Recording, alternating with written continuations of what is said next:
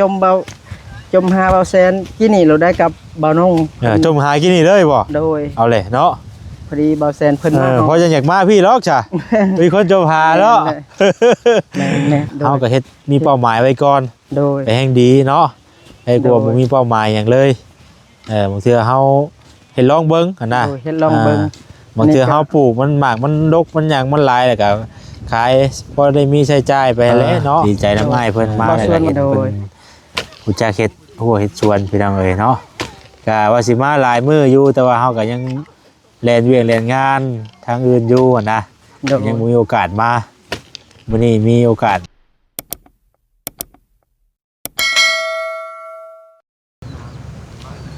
เอาพี่น้องเอ้ยเนาะถือว่าห่างหายไปโดนเติบพี่น้องเอ้ยบ่ได้มาบ้านของเบาส่วนกราบทักทายสบายดีเด้อเนาะสบายดีพ่อแม่พี่น้องเบิดสู่คนพี่น้องเอ้ยพ่อกับซองเบาแสนคือเก่าเนาะมื้อนี้แวะมาถามไทยหรือว่าถามข่าวทางเบาสวนพี่น้องเอ้ยหลังจากที่ห่างหายไปโดนเนาะก็คือในช่วงนี้ทางเฮาก็แวะเวียนมาแถวนี้แหละพี่น้องเอ้ยเนาะอยู่แถวบ้านปะกล้วยมันก็เส้นทางมันสอดกันอยู่เนาะอยู่ใกล้กันนี่แหละพี่น้องไอ้บ่ไกลกันดอกเนาะก็เลยมาอัปเดตเบิ่งเฮือนเบิ่งซ่านของทางเบาส่วนพี่น้องเอ้ยโตส่องในเฮือนเพิ่นก่อนโอ้คักได้พี่น้องเอ้ยเขาน้ำจำปาเพิ่นก็เข้าไว้ในพุ่นโอ้แปลงคักอีดีบาดนี่เนาะโอ้ขยายสวนต่ออีกบ่นี่ขยายธุรกิจต่ออีกนี่เนาะขยายสวนต่อสบายดีโดยฮะขุดเฮ็ดหัวขุดเฮ็ดหัวบ่ว่าได้เห็นตะลนแล้วเนาะโดยโตสวนบักใหญ่บาดนี่เฮ็ดถึงบ่ได้ง่ายนี่ 3-4 มื้อนี้3-4 มื้อบ่โดยสิไปเบิ่งสวนกันบ่ป้าพาว่าเซ็นไปเบิ่งก่อนตอนนี้เฮ็ดหยังกันนี่ไอ้บุกเกมสบายดีเด้อสบายดีเด้อแม่โอ้มาอยู่ไหนพ่อจะเฮ็ดให้กินเนาะแกงฮอยกับเห็ดบดแกงเฮ็ดบดบ่ไว้สะอาดบ่ไว้ชื่อหมดเจ็ดนะกระปูพูดกระปูอ่ะใช้เข้าทางไหนบัดนี้ไททางน่ะเข้าในนี่แล้วนี่เข้าแล้วก็บ่ส่วนทางเข้าไปสิรถอันนี้เนาะโดยงัวมันเข้าเนาะคือเวทางแบบเปิดประตูกันนั่นแน่งัวมักเต้นเขาอ่ะแต่ย่านได้แบบนี้เนาะพักทางตู้อยู่ของเจ้ามีบ่งอยู่บ่ไอ้บ่งบ่ได้มีบ่งบ่ได้เข้าบ่บ่งเขาอยู่มันวิทซ้ำแล้วมันจะวิทซ้ำแล้วบ่มันก็ยังโอเคอยู่ได้แหละเนาะยังได้อยู่มันแก่ตัวว่าใช้เมื่อปลูกน่ะมันบ่งเด้โดยบ่งเข้าได้โดยนี่บ่ส่วนเฮ็ดตัวนี้น้องบ่แซนขยายออกต่อปลูกหยังกันนี่โดยอยากปลูกมักถั่วกับมักแตงปอคุมเลิกดีๆอันนี้ก็ป้องกันให้มันซุ่มให้มันซุ่มบ่โดยให้มันซุ่มสิใส่ขี้งัวอีกประมาณเพียงนี้แหละขี้งัวก็ได้แล้วก็สิหาปุ๋ยมาใส่อีกเดี๋ยวนี้ก็สิปลูกมักแตงบ่โดยมักแตงกับมักถั่วมักแตงมักถั่วโดยเดี๋ยวนี้บ่ส่วนก็ได้ในมัน7 ทงอ้อยก็อ้อยที่ว่านั่นว่าปลูกก็ปลูกขึ้นยอดได้เนาะโดยก็แตกได้นี่แตกแล้วอ้อยดำพี่น้องเอ้ยดำโอ้ใหญ่ไม่เบิดบ่นะไอ้โดยอันนี้หันโอ้กำลังขุดบ่ไอ้กำลังขุดกำลังขุดโหขุดเลิกเติบเนาะโดยอันนี้ก็อยากให้เบาแซนแนะนำเบาสวนอยากปลูกแนะนำแบบไหนแบบมักแตงมักถั่วอยากปลูกแบบคาอยากปลูกแบบลายเนาะกะไม่มันก็มี7 ทงมีสิปลูกอย่างนั้นก็มักทั่วมักแตงสิว่าโดยผักกาดน้ำแล้วก็สิปลูกแบบลายหักกะไล่แล้วนี่กะซ้ำนี่แหละพอดีแล้วเฮาหัก ดูแลมันได้อะนะ โดยเฮาก็ สิสูบน้ำก็ประมาณมือละก็พุยหั่นแหละสูบได้ก็ ดีแล้วพี่น้องเนาะมาก็เห็นเพิ่น โดย เฮ็ดทั่วเฮ็ดสวนแบบสิ อันนี้ก็อยากปลูกต้นเนือง แล้วเฮาก็ผสมดินอะไรก็ โดย คักแท้ก็มีแกบขี้แกบก็ขี้งัว โดย ผสมกันเฝ้าว่ะนี่จูดก่อน โดย ให้คักและพี่น้องเอ้ย โดยจมหาเบาแสนที่นี่เราได้กับเบานง จมหากินนี่เลยบ่ โดย เอาเลยเนาะ พอดีเบาแสนเพิ่นมา เพราะจะอยากมาพี่หรอกจ้ะ มีคนจมหาเนาะ แน่ โอ้ยเฉพาะจะอยากมาจ้อย เฮาก็จมกับเบานงโอ้ยเบาแสนบ่มาแล้ว อยากได้เครื่องปลูกผักกาดนี่แหล้วเบาส่วนก็สิเฮ็ดแบบบ่มีแนวเฮ็ดว่าสิเฮ็ดแบบงานล่ะสิไปขาย สิได้อยากซื้อเสาทั้งหนาหันสิใส่แบบเบิ่งแย่งแบบตลอดเลย พอได้มีหมองนั่งเด่นเนาะ โดย ดีแล้วพี่น้องเอ้ยว่าจะไปเฮ็ดงานบ่เฮ็ดงานอยู่ไส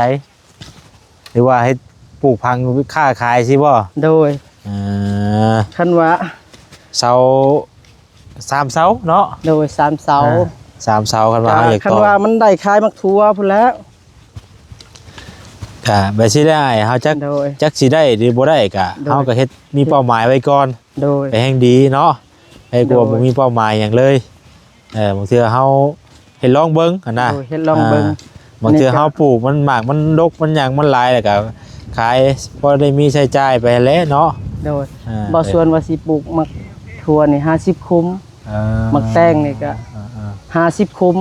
ตัวนั้นก็สิจัดมาอีกผักนาง เพ ตู ราะว่าตรงยามนี้มาได้กันเฮาบ่เฮ็ดแบบซี่ก็บ่มีเฮ็ดได้น้อย โดย เพราะบางนางตู่ก็ย้ายมาพี่เบิดเลยเนาะ โดยสิได้ปลูกใหม่อีกสิเอาแนวในนี้เลยผักนางตู ถือว่าขยายออกมากว้างเติบทีละทีมันลายพี่น้อยเนาะที่แบบว่ามันกว้างแน่นะที่บ่สวนแล้วก็กว้างแน่เฮาอยากเฮ็ดหม่องใดก็มันก็สะดวก โดย กูกันหน่อยเนาะ โดยก็เอาซ้ำสูบน้ำได้นั่นแหละซ้ำเอาน้ำได้อะไรประมาณ เป็นครัวแล้วก็ซ้ำหลอกกระตุบบัดนี้เนาะซ้ำหลอกอันว่าเพิ่นน้อยอันนึงอีกเนาะ โดยได้สนุกบนอยู่แล้วผู้หลักผู้ใหญ่เพิ่นซอยเบาแสน พนังตู้ว่าแล้ว ผักนางตู จะก็เอาเลยแม่อยากปลูกกับบุ้มีแล้วเนาะพอจิต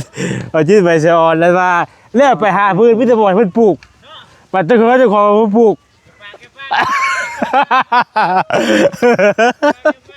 อย่าว่าคุณจริงก็สิอย่าว่าคุณจริงแล้วสิเอาแล้วไปยัง แม่กิมเด็ดผักนางตูให้เพิ่นแน่ คนมันปลูกเลยมันอยากเบิดอะไรมันอยากเบิดแล้วมันเป็นหลอกแล้ว54แล้วกะเมื่อเบิดเงาก็ได้มันจะงัน โดย เลยกินล้นเนาะ โดย54คุมบ่พูดจะพูดมามันจะเชิงกัน54คุมมันบ่เลิกโพดบ่อ้ายหรือว่าตั้งเฮ็ดซ้ำนี่บ่ จังเฮ็ดซ้ำนี่เฮาสิใส่ขี้งัวลายได้ซ้ำนี่ บ่ได้ก็เพื่อเฮาใส่รองพื้นรองหยังมันอีกเนาะ โดยอันนี้ก็เฮาก็อยากให้มันซุ่มแบบยามแรงมันแห้งไว้ บ่ได้ก็ให้มันอมน้ำหลายๆอมกับดินซุ่มๆแน่เนาะ โดย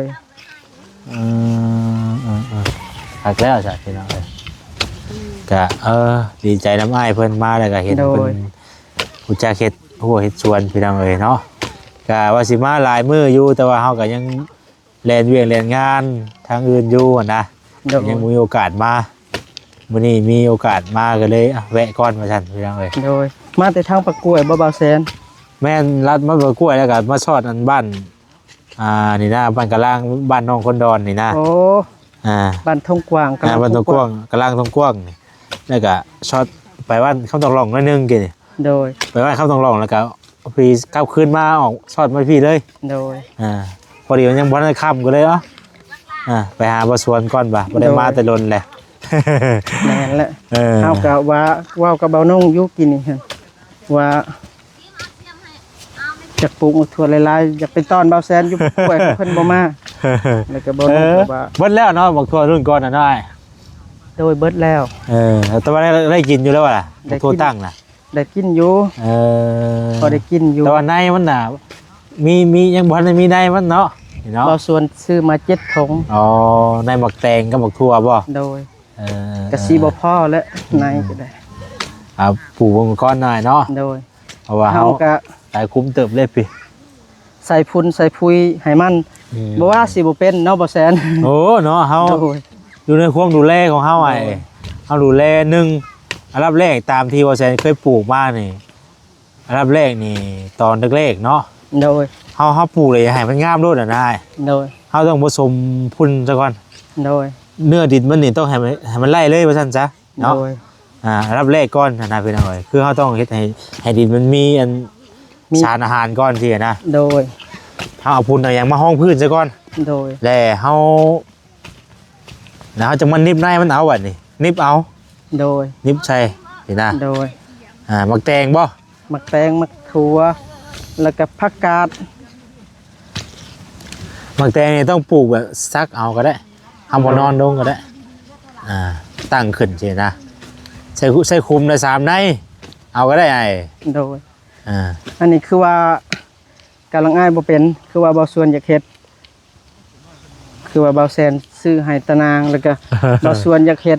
แบบให้มันได้ ให้มัน ให้มันได้ขาย ให้มันเห็น ว่าซั่ะ ให้มันเห็นผลเนาะ โดย ปีนี้หันคือว่าเบาเซนสนับสนุนทั่วแล้วก็ ก็เลยมีกำลังใจอยากเฮ็ดเนาะ โดยให้มันได้3 ล้าน3 ล้าน2 ล้านพุ่นแหละ เป้าหมายไปบ่นี่น่ะ โดย เป้าหมายไว้พี่น้อยเนาะครับว่าเฮา คันว่ามันอันนั้น ถ้าว่ามันงามหน่อยเนาะ โดย ถ้าว่ามันงามก็เฮามันเกิดขึ้นอยู่กับความตั้งใจของเฮา โดย แล้วก็เฮาความใส่ใจว่าซั่นซะ โดย ขึ้นกับความใส่ใจของเฮาดูแลมันได้ก็มันก็งามเครื่องพักเครื่องหยังนี่แต่เฮาปลูกแล้วเฮาบ่ได้ดูแลมันก็บ่งามได้ โดย มันบ่คือบางพื้นที่ได้ปลูกถิ่มปลูกเชียก็งาม เฮาก็สิปลูกเบิ่งนี่มันไกลกันกับบอนอยู่ แม่นเพราะว่าบ่แซนแต่ก่อนน่ะบ่แซนเคยปลูกหมักสาลี่หมักแตง โดย พักหญ้าอิหยังปลูกหมดเลยเคยปลูกเบิดตะกี้น่ะ ปลูกเบิดชนแล้วเนาะ ปลูกวัชพักชื่อว่าพักหยังกินได้ปลูกวัด เบาส่วนก็ยังบ่ทันได้ปลูกปลูกอยู่ปลูกย่ำพ้นหั่น แต่ข้าวว่าแซนยังบ่ได้ไปเฮ็ด YouTube พุ่นแหละพี่น้อยเว้าเรื่องเนาะเพราะว่า ปลูกบ่พอหลาย ว่า ๆบ่ เฮาเฮ็ด YouTube แล้วเฮาก็ ป บ่มีเวลาเด้เฮาบ่มีเวลาเฮ็ดกับมันสินะคือทางอ้ายเพิ่นบ่ได้มีเวลาเฮ็ดหยังเฮ็ดบ่ล่ะ โดย เฮาปลูกเฮาก็ดูแลไปแต่ว่าบาดมันออกมานี่พักแท้นี่มันก็ต้องเฮาว่าบ่อยากใช้เคมีพี่น้อยแต่ว่ามันก็บ่ยังสินะถ้าเฮาบ่ใช้มันก็บ่ยังแต่ว่าเฮาใช้เฉพาะตอนที่มันยังน้อยสินะไล่อยู่ โดย เคมีน่ะเฮาบ่อยากให้แม่งไหม้มาตอมเด้ โดยเฮาก็ไล่ใส่ให้มันได้มือแล้วก็พุ้ยน้ำนี่เบาแสน นี่น้ำพ่นน้ำแน่ โดย เพราะว่าหมักแตงนี่บาดมันใหญ่มากน่ะแมงเต่าทองน่ะมันจะมักมากิน โดย เต่าทองบ่อันนั้นน่ะ เต่าทอง แมงเต่าทองน้อยๆน่ะมันจะมากินใบมันได้คือหมักทั่วนี่ก็มันจะมักเป็นแม่ โดย แม่ดำๆเลยเด้ โดย สองอย่างนี่แล้วมันมีอันแนวแมงไหม้กินบ่คือกัน โดย คือหมักทั่วเนี่ยมันจะเป็นแมงดำๆหันไอ้ โดย อ่า พี่อ่ะหัน พี่หันแต่ว่าคันเฮาดูแลมันได้ฉีดยามันได้มันก็บ่เป็นนะคือเริ่มที่มันยังบ่ทันได้เป็นดอกเป็นหยังคือเฮาต้องได้ฉีดอยู่แล้วพี่น้องเนาะ โดย ฉีดยากันแมลงแต่แม่นอยู่ว่าเฮาปลูกคือแต่ว่าก็ต้องเบิ่งซะก่อนนั่นแหละไอ้ โดย ทั้งนี้ทั้งนั้นก็ต้องเบิ่งซะก่อน โดย เบิ่งว่ามันมีบ่สินะถ้ามันบ่มีเฮาก็บ่ต้องฉีดนะ โดย มันก็บ่แพ้ต่อสุขภาพเฮา แม้ว่าเบาส่วนนี่ก็มันใกล้เมืองไปขายก็ได้คันว่าเฮ็ดได้ใกล้กับเมืองชนเฮานี่แหละ แต่ว่าเฮาฉีดแต่ว่าเรื่องฉีดยานี่มันก็ต้องได้ฉีดได้พี่น้องแต่ขนาดอยู่สวน โดย สวนใหญ่เพิ่นแท้ๆก็ต้องได้ฉีดนะบ่ใช่เคยไปเฮ็ดงานสวนหมกทั่วอีกเด้ โดย สวนหมกทั่วนี่ก็ฉีดยา โอ้ ฉีดมื้อนี้เก็บมื้ออื่นก็มี โอ้เก็บเลยเนาะ ฉีดมื้อนี้เก็บมื้ออื่นโอ้ว่ะ ฉีดยา บา2มื้อนี่เก็บบ่ได้หมกทั่วนี่มันดกเด้ โดยเก็บน้ำก็บ่ทัน โอ้ย เฮาเฮ็ดได้ใส่พุนให้มัน แต่ว่าเฮาก็มันก็เบิ่งตามตัวจริง โดย คั ยั น ง ว่า ทันได้เห็นเนาะ เฮาเบิ่งตามตัวจริงเฮาต้องเบิ่งสังเกตไปนำสินะประสบการณ์ที่เฮาเคยเฮ็ดน่ะ โดย มันก็ต้องได้ใส่อยู่แล้วนะ โอ้ แต่เฮาใส่ในช่วงที่มันยังบ่ทันได้เป็นมาร์กได้อยู่พี่น้องเอ้ย เฮาก็ แต่ช่วงมันเป็นมาร์กเฮาบ่ฉีดยา เบาส่วนก็จื้อไว้เบาแซนว่าผสมขี้งัวกับขี้แกบ แล้วก็เบาส่วนก็สิเก็บไปใส่คำเว้าผู้หลักผู้ใหญ่เพิ่นอยากให้เป็นประโยชน์อยากให้เป็นได้ปลูกบักตัวก็ได้ ปลูกด้วยปลูกแล้วให้มันได้เป็นหมากเป็นผลคักแน่ โดย แต่อย่ามาซื้อซอยดอกคือจังเลย โดย ให้กินซื้อดอก เอาก็ได้ให้เป็นหมากซะก่อนเนาะส่วนให้กินก็ให้กินส่วนซอยก็ซอยแหละเพราะก็ได้ปลูกให้ได้ก่อนโอ้หนาวเนาะเป็นหวัดเป็นไอหูดังตันเลยอยู่ไหนเอ้ยเอา เอา ก็ ดัง ได้ ตันศพแห้ง โอ้ แห้งคณะล่มบอล เออ บอล เนาะ บอลสวนนี่ มันโล่งได้ โดย อุ่นอยู่แต่ว่านอนเฮือนแหละ อุ่นนอนก็อุ่น อุ่นคักไว้ได้บ่นี่เนาะ โดย อุ่นอยู่ช่วยแล้วบ่นี่นอนอยู่ในเฮือนกับยามหมอสำหรับเขายามเดียนยามหนาวเนี่ยบ่ต้องย่านยามหนาวนี่โอ้ย หนาวเนี่ยบ่ได้หนาว คิดดูอุ่นได้เนาะ แจ้งกับบ่ฮู้มืออยากให้แจ้งไว้ๆแล้วอยากมาขุดมาทัวนี่ ต้อง ว่าไต่โคมให้เลยเนาะ บ่ได้ใจเนาะคือว่าอยากมาเฮ็ดให้มันทวงท่านกับหมู่ครูผู้เฮ็ดมันมากแล้วก็มีหั่น แม่ เฮาก็ยังบ่ทันได้ เพราะมันผลในช่วงนี้มันก็มีเฮ็ดได้แล้วมันก็งามช่วงนี้เอาเฮ็ดยามนี่นะมันถึงแดดถึง โดย นั่นแน่ถึงอากาศแบบนี้ได้เพิ่นอากาศหนาวที่มันแห้งงาม โดย เอาคนน้ำได้เลยโอ้แห้งกรอบคักบักแตง อยากให้มันได้ 2-3 ล้านพุ่นแหละบ่แซนเอ้ยก็เทินว่า แล้วก็ ผู้หลัก ปุ๋ย ผู้ใหญ่กันละก็ก็บ่ส่วนกันละอ้ายแล้วให้มันได้อลีหั่นแหละเฮ็ด เออ พอได้ใส่ซอย เฮ็ด เบิ่งลูกเบิ่งเต่านี่ โอ้ยครับเฮา คันว่าสิไปเฮ็ดงานบ่ส่วนก็ยาก ยากกันแน่เพราะว่าเฮาลูกเต้าหลายจักเบิ่งไปเบิ่งยาแน่เนาะ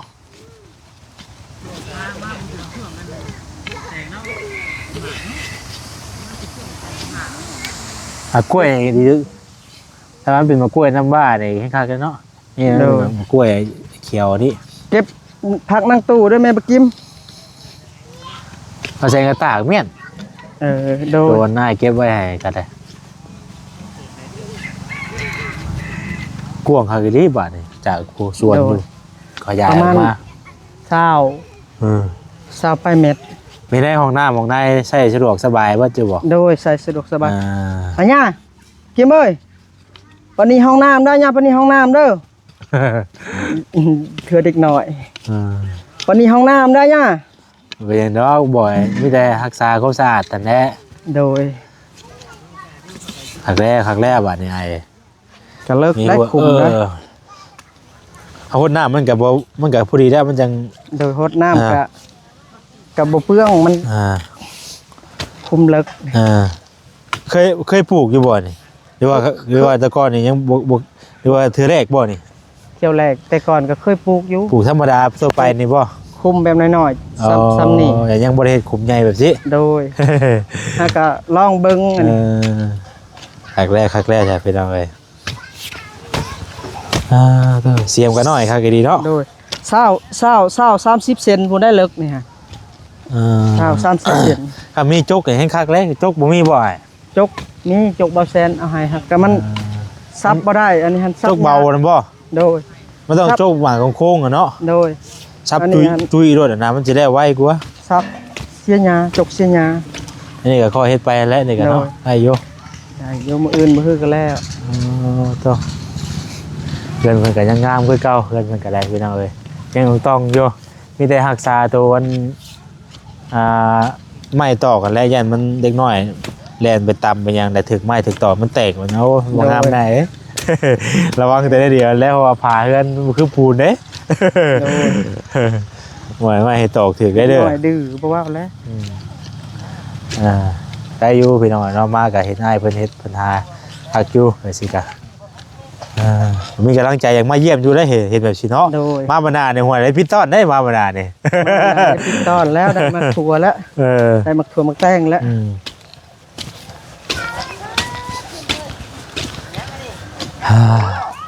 ไปสายพี่น้องเอ้ยมีแต่จังซั่นแหละทางเบาแสนก็บ่ได้มีหยังมาฝากมาต้อนมื้อนี้เนาะแวะมาถามไทยหรือว่าเยี่ยมยามทางเบาสวนเพิ่นมื้อนี้พี่น้องเอ้ยเพราะว่าก็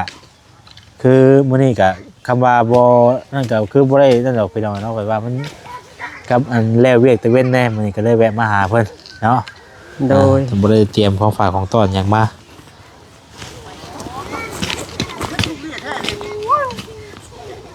กุกกุก เนี่ยนะ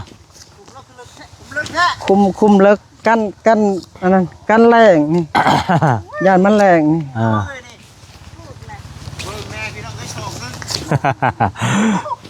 คุมมาตรฐานเนาะ คุมมาตรฐาน เพิ่นว่า คุม บักแตง คุมมาตรฐาน ใหญ่เลยพี่น้องเอ้ย เอาไว้อันนี้เป็นเงินน้องเองเอาให้ที่ถุงที่ไทยไว้เด้อ อ้าวขอบคุณหลายๆบ่ บ่มีห แซ ยัง น มาต้อนแล้วบ่แซนก็ได้ อยู่ดีมีแห้ง อ่า ให้เพิ่นอยู่ดีมีแห้ง โอ้ยโดย สิได้ปลูกสิได้ซื้อในผักในหญ้าเอามาปลูก โดยมีหยังมาฝากมาต้อนแล้วพี่น้องเนาะ เพิ่ เบิ่ น ง เอาให้ แวะเยี่ยมพยายามทั้งอ้ายเพิ่นนี่แหละ โดย บ่ได้มื้อหน้ามื้อในก็ทั้ง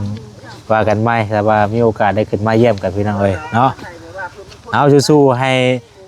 มากรบกกงามได้เด้อ โดยเฮาก็อยากให้พ้นทุกข์และผู้รัก เออเดี๋ยวสิมาเบิ่งน้ำอยู่ดอกไปนี่นะสิมาเด้ออยู่คันเห็นไปสิ เฮาสิใจใส่ในนี่แหละ สิมาจอบมึงเด้ออยู่คันว่าเป็นไปสิเนาะ โดย เออเออโอ้ยอีหลีได้ ชวนเด้อสบายดี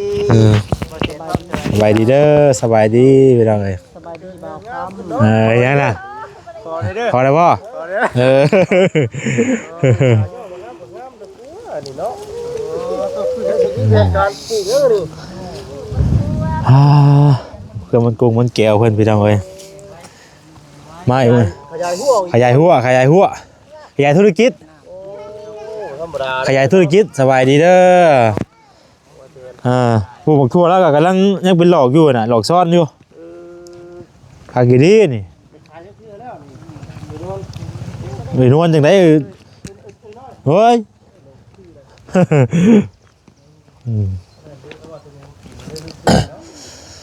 ไปจ้ะพี่น้องเอ้ยเนาะขอตัวลำลาไปก่อนคำแล้วพบพอกันใหม่เด้อพี่น้องเด้อผิดพลาดจังใดกะขอโทษขออภัยหัวสวนผักกาดผักเกะเพิ่นโอ้ยงามพี่น้องเอ้ยนี่น่าจะกินเนาะหมักพริกหมักเพื่อยแล้วนี่คักงามอยู่ผู้ใหญ่คงสิงไข่ลูกปลูกกะได้กินพี่น้องเอ้ยเนาะเอาสบายดีเด้อพี่น้องเด้อ